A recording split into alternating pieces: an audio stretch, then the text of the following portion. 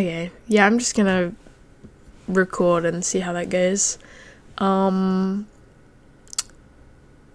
Yeah, how do I usually start my videos? I don't know. Hi. Hey guys. I'm back.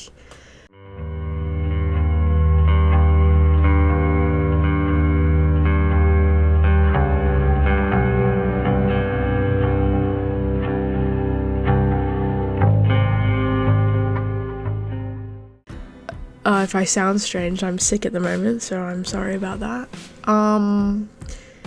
You could probably guess by the title of this video what this video is going to be about.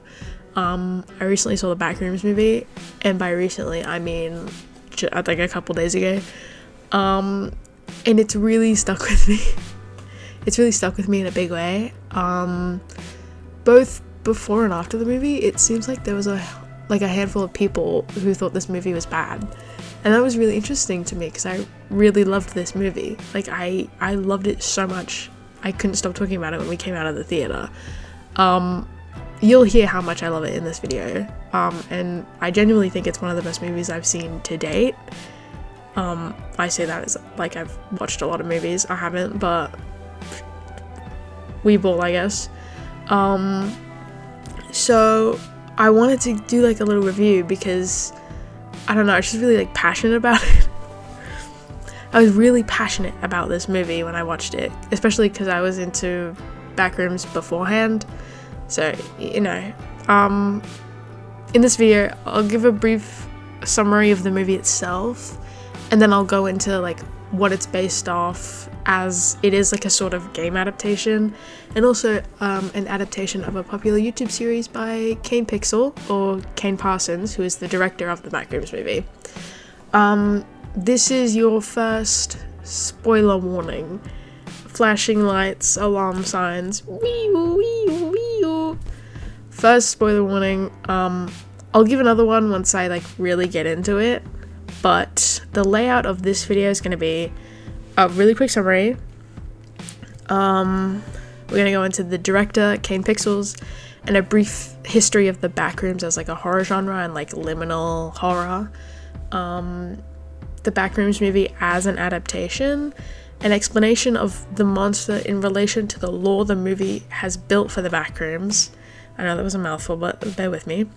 We're going to go into the movie reviews and like the things that I've been hearing people saying, my personal notes, and then we'll like end it off, we'll close it out.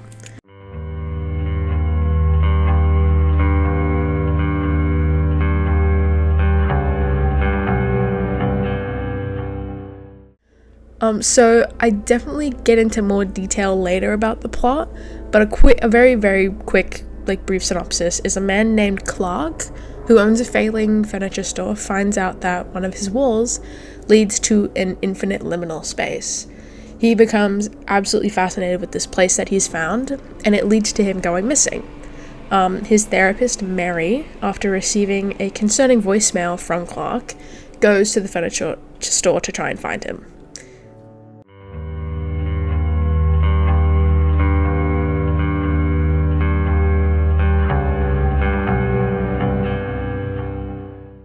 Kane Parsons, or better known as Kane Pixels on YouTube, is known for his short films, his horror short films.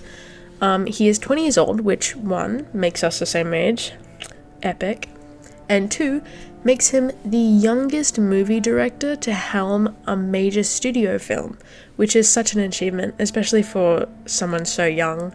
What the fuck am I doing with my life? The first Backrooms video he made was 4 years ago, and it was a 9-minute video called The Backrooms (found footage), which to this day has 81 million views. It is the first video of a 22-part playlist on the Kane Pixels YouTube channel. I'll put the link to the playlist and his channel in the description. I binge watched all of these videos as I was typing this, and I kept getting so scared. I kept getting the shit scared out of me, and I kept like stopping typing to watch because it was so interesting. It's such a good series, and you should definitely watch it before or after this.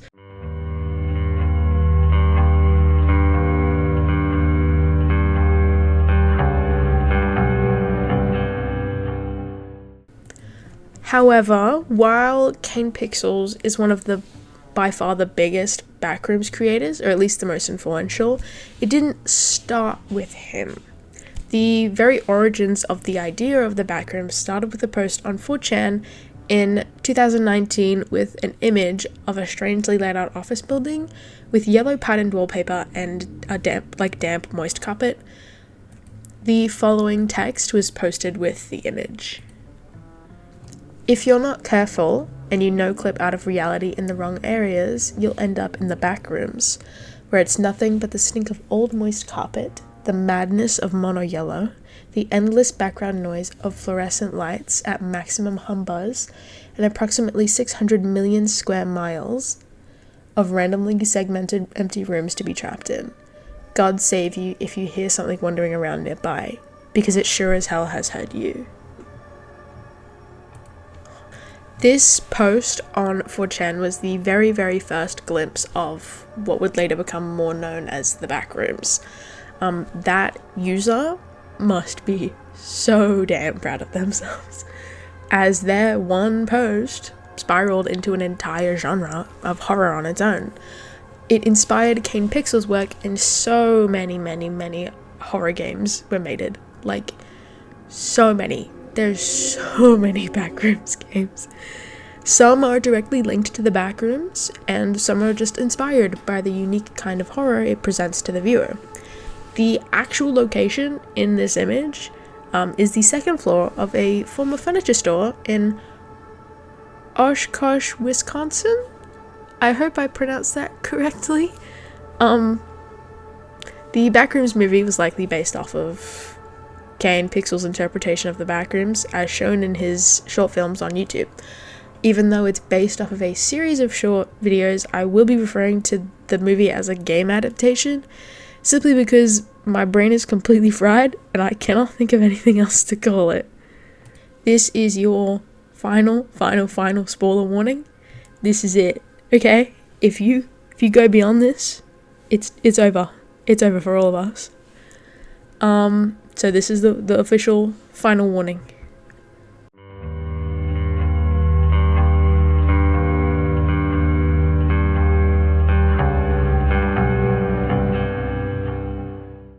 Seeing as it is more of an adaptation movie, not a normal horror movie, going into it without the pre-knowledge of the lore or the community or the games makes it hard to understand why they made it the way they did. It's like if I watched the Silent Hill movie without having played any of the games or known what Silent Hill was. I would get a lot of references wrong, or I would not get the references because I'm watching this movie completely from fresh. Since it is an adaptation of the original material, of course it's going to be different to the actual lore. But I fucking loved what they did with it. They explained it really, really well in the movie. I think it was really well explained, describing a dog to someone who has never seen a dog before, and then asking them to draw it. And then the Backrooms not being a reflection, but a memory of the real world. But the thing is, the more you remember something, the less you actually do. Like every time you try to remember something, you'll misremember it just slightly. And over time, the more you try to remember, the details get fuzzier and fuzzier until it's unrecognizable. The monster is different, but again, it's an adaptation, an interpretation, not a copy. I, for one, really, really, really loved the monster design in this movie, and even just like the concept. The idea of the monsters actually being just misremembered copies of real people is really clever, and I think it works really well within the movie.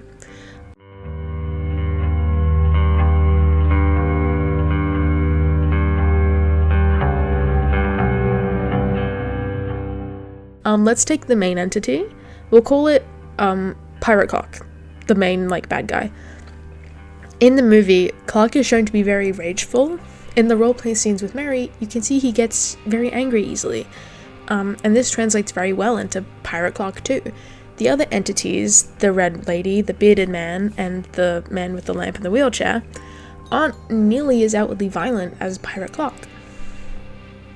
Pirate Clark is a misremembered copy of Clark. When you think back in your life, you're more inclined to remember the bad things about it, rather than the good. I can especially say so in my case. When I think back on my whole life, I can only remember all the horrible things that have happened, and it's really hard to remember the good ones. But that's why I think Pirate Clark is so aggressive, as it's the bad thing that has been remembered by the original Clark, or from the original Clark. I think it is so clever, and honestly, it's really well thought out in how it's like shown in the movie, and it ties really well into the whole concept of the Backrooms being just a jumbled up, misremembered version of our reality. I was watching Mr. Moist Critical himself, and he brought up that seeing that the big bad was a distorted version of Clark in his pirate getup was kind of goofy, like kind of silly, which I definitely understand. I was really scared when I first saw it, but then I was like, wait, it's kind of eating right now, it's kind of slaying.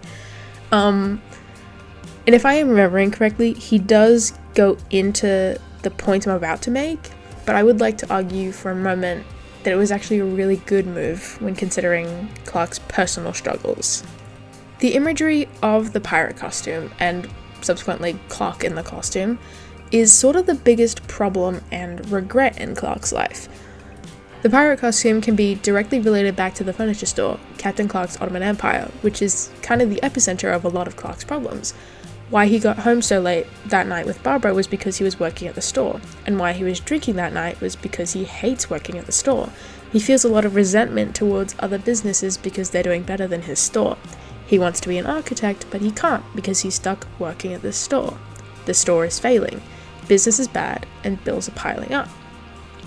And even with those points, the wall to the Backrooms is inside the store, and the final showdown is also inside the store in the Backrooms.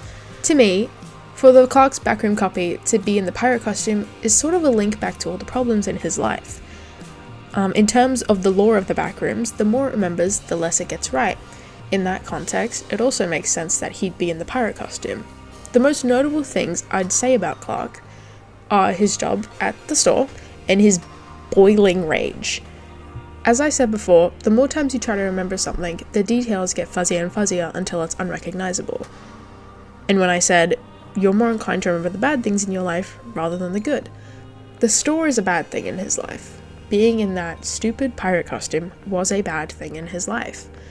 It is a cause of a lot of resentment for him, and you pair that with his infamous anger issues, and you get a big, distorted, malicious Clark in the pirate costume. It might be a bit goofy, I definitely agree, but I think it makes a lot of sense within the context of the movie and the concepts it sets up. There are a lot of different ways to interpret it as well. Like you could say Pirate Clark is a representation of all of his regrets, and the consequences of his actions coming and catching up with him results in him dying.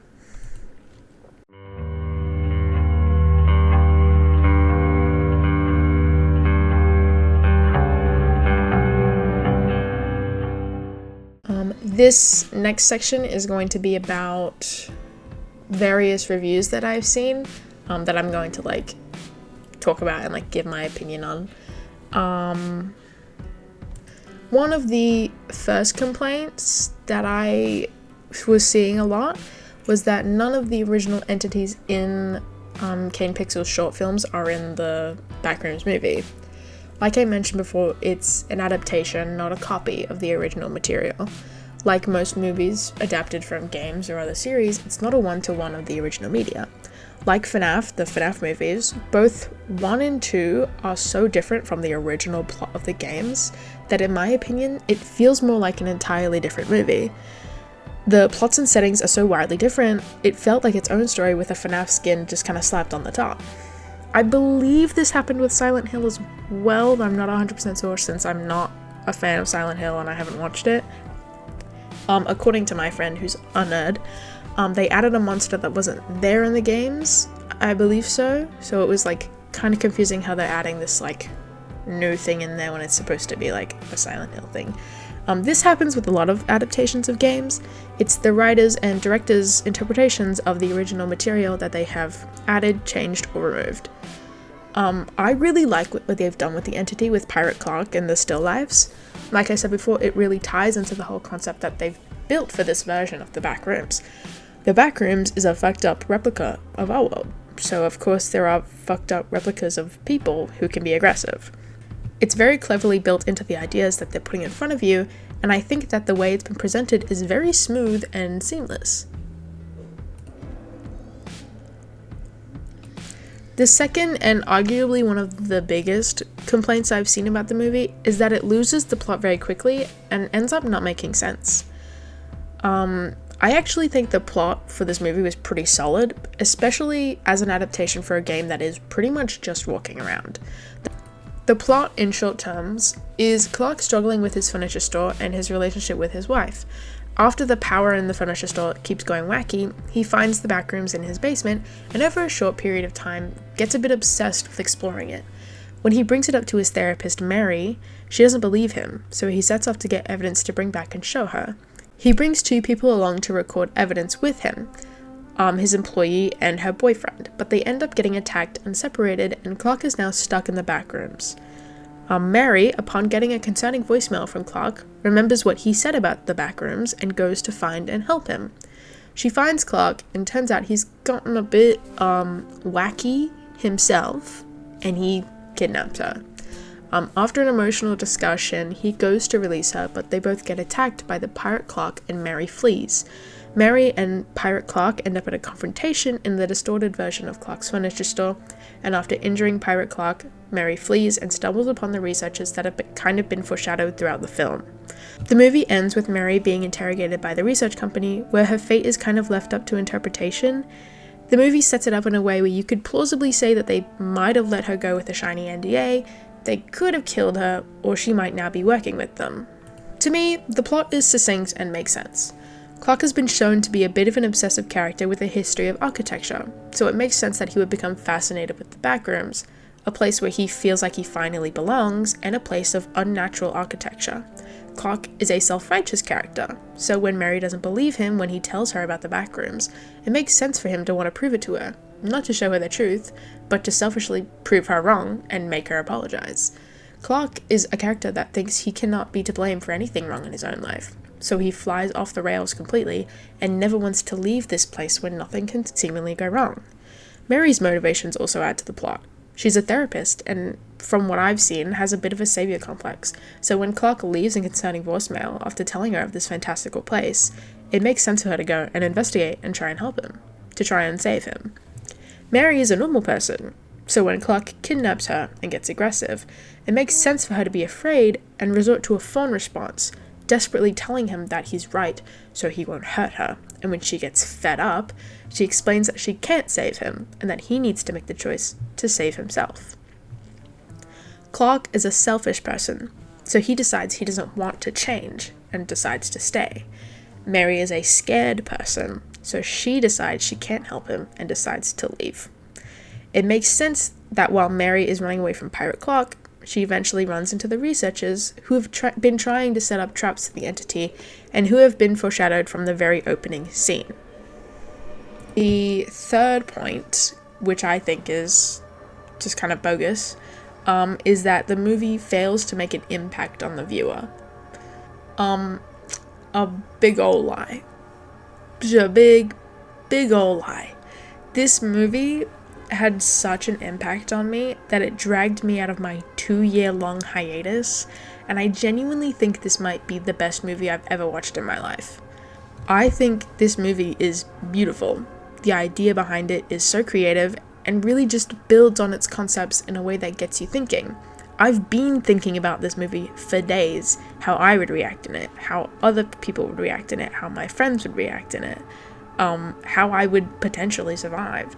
I really think they did the source material some serious justice. If I could watch this movie again for the first time, I absolutely would. This next point, I actually have points for and against. The complaint is that it sets up multiple plot points that go nowhere. I do agree with this to an extent. There is a scene where Clark is first exploring the Backrooms where he finds a bag owned by one of the researchers that are being foreshadowed. It has an ID badge attached to it and it's filled with like videotapes and or floppy disks, I'm not entirely sure. Clark takes the badge, the ID badge, and pockets it, and then we never hear about the badge or the bag again. I know him finding the bag is supposed to be foreshadowing of Async, the company that's researching the Backrooms, and their presence in the Backrooms. But I just don't like how he left it there. Like, he just left the bag there. It definitely would have been cool if he had taken the bag and gone back to the shop and we got to have a scene of him watching whatever was on those tapes. It would have given us more on Async and also maybe the entities. We could have gotten glimpses of more entities or even just shots of Pirate Clark or the other 3 still lives. It also has 2 other points that could have been better expanded on, like Clark's relationship with Barbara and also Mary's relationship with her mother. It is touched on a little bit within the movie, but it's not like fully fleshed out to a point where it is like completely clear. I actually thought that the scene with Mary and her mother putting their hands in the concrete was actually Mary and her daughter. And I thought the plotline was going to be Mary finds out her daughter is in the Backrooms. That's my bad. But I do wish they expanded on that more. The same with Clark and Barbara. I wish we could have met Barbara and also seen how Clark and Barbara interact to show more of Clark's character and his motivations. This next point makes sense, but also like it's kind of the whole point. The complaint is that it lacked substance, it was repetitive, and it just involves characters walking around. I hate to break it to you, that is the point. In the very, very, very earliest media of Backrooms or even just liminal spaces, there were very little to no enemies. It was pretty much just creepy liminal spaces that someone made and posted, and that was the point. It was not supposed to be scary, in-your-face horror. It's creepy, it's uncanny, it's eerie in a way that it sends a chill down your spine without having to frighten you with a jump scare. The whole idea is just exploring this familiar and distorted version of reality. The whole point is that it feels like a maze, a labyrinth of offices and chairs set up in a way that feel unnatural. I do understand why people find it repetitive, but I personally don't see it that way. I'll compare it to Iron Lung. Don't attack me, okay? Don't attack me. Listen, I loved Iron Lung. That was the best movie ever. But I have things to say about it, okay? Well, I'm not going to get into it. We're not going to get into it. But I'll just bring it up as an example. Iron Lung is another great game adaptation that I actually thought was a little bit repetitive.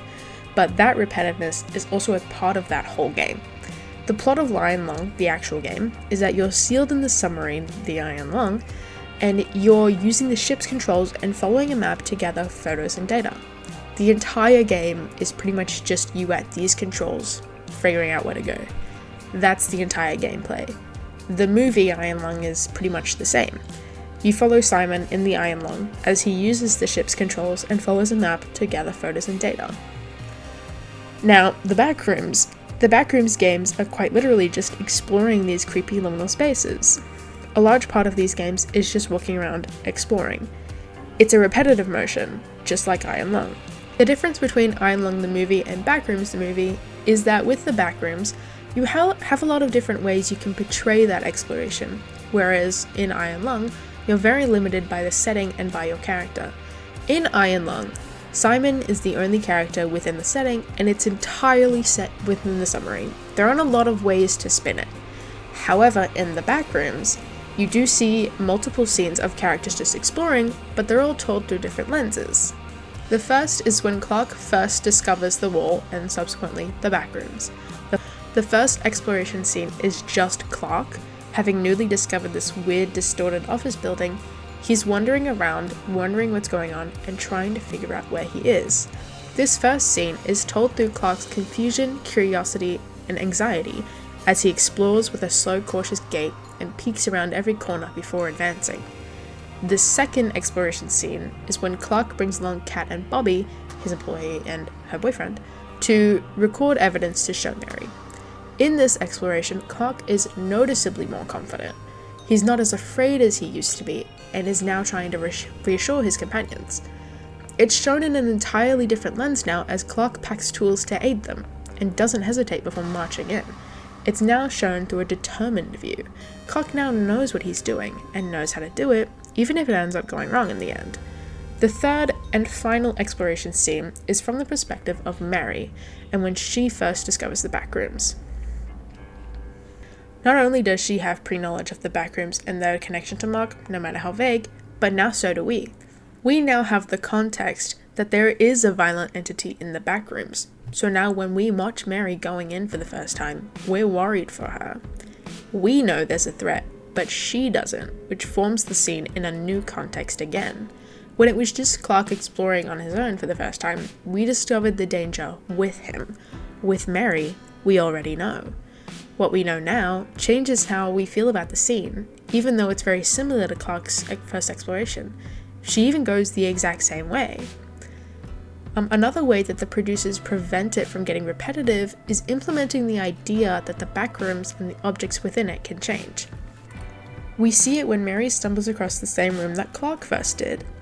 When Clark first found it, it had a cardboard cutout with a speaker attached playing audio, a camera opposite to the door, and a bag hidden behind a fake panel.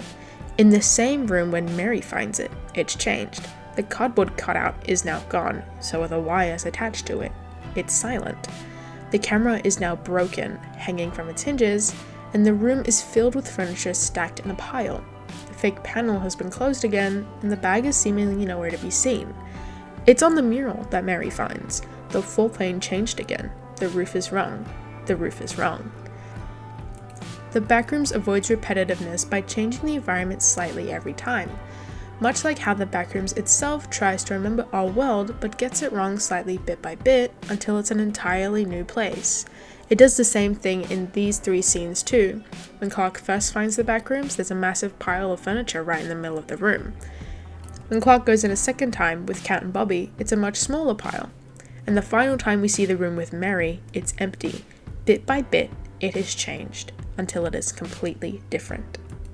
Another point that people were making was that the characters did not have good personalities. And I have arguments for and against this. On the argument against it, I would argue that Clark has a pretty complex emotional character arc. He is a person that always thinks that he's right, that he could do no wrong. It's not his fault, it's everyone else's, obviously. He's shown to be a very angry person, getting angry at Mary in both of the roleplay scenes in the movie, and when he leaves her office to prove her wrong. He is petty, dragging innocent Kat and Bobby to their deaths just so he can record evidence and shove it in Mary's face and make her apologize. He has a lot of depth to his character and his motivations. On the argument for, I think Mary's character is severely lacking. There are some things that you can glean from different scenes, like Mary's savior complex early into the movie, where she later ends up realizing that she can't save him, she can't really save anyone. We learn of her relationship to her mother, how her mother apparently had a fear of the outside or agoraphobia, confining herself and Mary in the home with the windows covered and the front door blocked. All of this, and I couldn't clearly tell you Mary's personality. I don't know if she's brave or cowardly, if she's selfish or selfless, or loud or quiet. Mary has only ever been seen through the lens of other people. The first is through her relationship with Clark as his therapist, the second is with her mother, and the third is the Backrooms itself. And in all of these contexts, she is largely the same, passive and only ever really reacting to other things. This next complaint is honestly kind of annoying. I feel like I keep seeing this with like all these new horror movies that come out, is that there was not enough gore or violence. I feel like this is a bit of a brain rot take. Like, if you can't watch a movie without it being fucking iron lung with breaking the world's record of how much blood there is, listen, maybe you shouldn't be watching these movies. If you can't, like, turn on your brain for 1 second and actually, like, engage with the media without the whole screen being red, I think that's a skill issue. The whole point of the Backrooms and of liminal spaces in this kind of horror is to make you feel on edge. It's not a genre that throws jump scares or violence or gore into your face. That's not how it tries to scare you. It's along the lines of Uncanny Valley, something that looks familiar but isn't quite right. Something you swear you could see before, but it's just different enough to evoke a feeling of unease and suspense. It's more subtle in its horror, relying on ambiance and suspense rather than in-your-face jump scares. There was a scene that had me wriggling out of my skin. I was a little worm in that seat.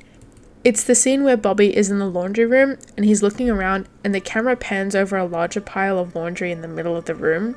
Bobby doesn't react to it as much from what I can remember, but on the top of a pile, you can see half a human face sticking out. Whether it's just one of the cardboard cutouts or it's like an actual head, there was no focus on it, no loud noise. The character barely said anything himself, yet it made me almost shit myself.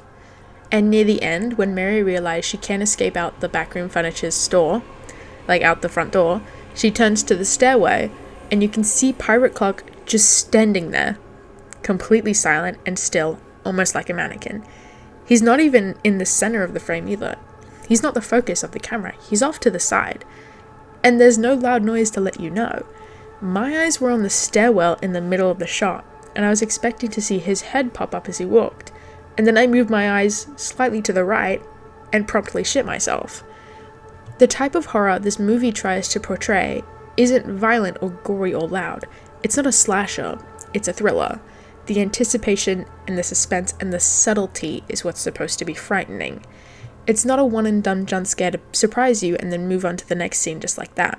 It's a prolonged feeling of anxiety and eeriness that's supposed to get you. If that's not a type of scare that you like, it's totally fine. But saying that this movie is bad just because it's not shoving blood and jump scares down your throat is a brain rot take. This one's like a little bit silly. I thought I'd throw it in here because I thought it was funny. One review that I found and read very briefly was that they said the movie wasn't explained well and it didn't show what happened to Clark at the end. Which, buddy, I don't know what movie you watched. I'm pretty sure I watched Clark get his shoulder ripped the fuck up, get absolutely slapped around like a rag doll, and dragged along the ground with a very clear trail of blood behind him. So I don't know what you're on right now, but I think that guy is dead.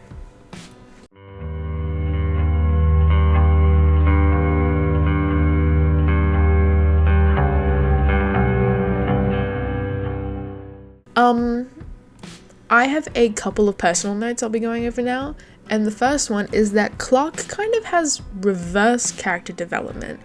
Instead of getting better, he gets worse, which I think is an incredible submersion of most horror media. In most media, you see the MC go from a loser and an average Joe to this hero who is triumphant. In the beginning, they're a victim, and in the end, they triumph over it all. In the end, they end up as a better person. Not Clark, though. Instead of getting better, he gets worse, which I think is a really good subversion of typical media. He goes from an average Joe with some issues, which, I mean, who doesn't have issues? But he's seeing a therapist, and it looks like he could really get his life on track. And then he finds the Backrooms, and becomes fascinated with it, mapping it out every day, and when he tells Mary, and she doesn't believe him, he doesn't try and convince her to show her the truth, he tries to convince her so that she'll have to apologize for doubting him, to rub it in her face that he was right. And when that inevitably goes wrong, and he gets people killed, he doesn't try and leave and gets help. He chooses to stay and become worse and worse. In the end, he doesn't triumph. He gets worse, or chooses to stay the same, and ultimately that's what gets him killed. My second point is switching the main character from Clark to Mary was also a good subversion, but I do wish it had been set up a little more thoroughly. I really like how it changes.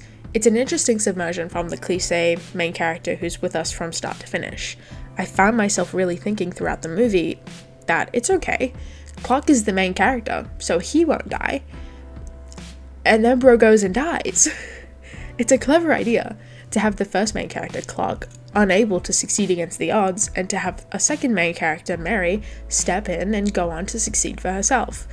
I do wish they had set it up a bit more thoroughly. Clark was a very fleshed out character in my opinion. He had a lot of personality and had a lot of emotional moments that made me feel for him. To go from Clark, a loud, opinionated character, to a much more mellow and mild Mary was a bit of a letdown. If Mary's character and personality had been set up a bit more, I could definitely see myself being invested in her part of the story. Now let's talk about my favorite part. The ending. Like the last 5 minutes type shit. I fucking loved the ending. Going scene to scene, showing all the places we've seen in the movie in the Backrooms version in this distorted way was so insane. It gave me this feeling of like not being safe. Like no matter what you do or where you are, if you know about the Backrooms or not, there's a distorted, misremembered version of your home, your place, and of yourself in the Backrooms. The final scene of Mary's copy in a copy of the interrogation room, in a copy of the same seat we saw the actual her in just minutes ago, was chilling. Especially when the camera flipped around to the front and we saw the still life's face. The multiple fingers, the multiple eyes staring blankly down, unmoving, freaked me out.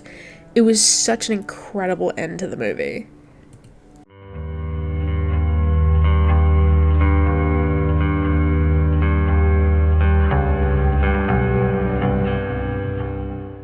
Overall, I think it was an incredible movie. The concept was amazing, the explanation for the Backrooms was really creative, and it was explained in the movie really well. One thing I'll compare it to is Stranger Things Season 5. The explanation for what goes on in that season was completely incomprehensible to me. I feel like I needed a master's degree in physics just to understand anything. In my opinion, it wasn't explained very well, and I had to go to Reddit afterwards to try and figure it out for myself. With the Backrooms, I feel like it was explained very clearly, not only by Clark to Mary when they're having their confrontation, but by Pirate Clark itself being a misremembered copy of Clark and by Mary's copy at the end. The production was incredible. They went absolutely hog wild with this one. They made the physical sets for it. I think it was 300,000 square meters. Let me look that up real quick. Backrooms set. How many? How big was it? Tell me. Speak to me. Whisper to me. It was 300,000 or 30,000. Come on. Let me in.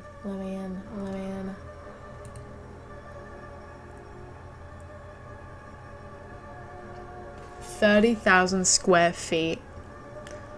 Oh my god, that's so cool. They made the physical sets for it, and it was so complex and comprehensive, 30,000 square feet, that multiple times the crew actually got lost in them, which is so insane and really shows the level of love and care put into this adaptation. I am hoping and praying to a god I don't even believe in that they make a sequel or honestly anything more. A fun idea that me and my friend were bouncing around was to have a Backrooms attraction, like a haunted house kind of thing, and my idea was having the staff in uniforms outside the attraction, but on the inside it's the same staff but as their still lives. I just thought that would have been a really cool idea. I genuinely so hope that they make more, especially how ambiguous they left the ending with Mary. If there ever is a sequel, I really do hope they flesh out her character. It would be really interesting to see how she progresses and grows. So that's it. I've never done a movie review, so I hope this is good. The only other time I almost did a review was the FNAF 2 movie, and on Iron Lung as well. I had lots of things to say about both of those. So if you wanted to see those, maybe just let me know. Just drop a little comment in there. I'll definitely consider it if there is interest for it. But yeah, that's it. I've been recording for an hour. I'm sick, my throat hurts, and I'm gonna go make me some gyoza. Okay, bye. Bye.